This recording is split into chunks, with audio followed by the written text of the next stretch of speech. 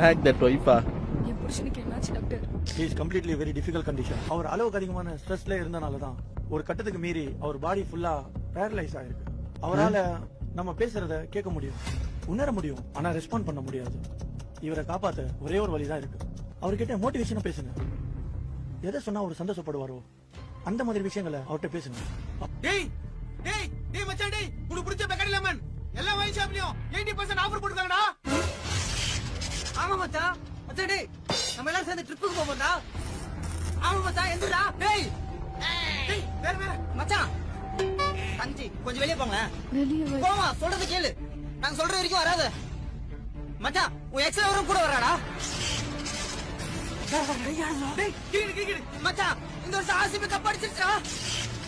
ஆமாடா. டேய் டேய் தளபதி கண்டிப்பா படம் நடிக்க போறாரா? ஆமா. டேய் மச்சிச்சு மச்சிச்சு. ஆமா மச்சான், இன்னைக்கு இந்த பாகம் மச்சிச்சு வீட்டுக்கு வந்துருச்சா? மச்சான் உன் பொண்டாட்டி செத்து போயிட்டாடா. கல்யாணம் பண்ணி வைக்க போறாங்களா?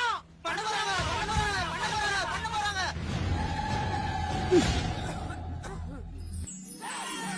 ஒத்த நொடியிலதான்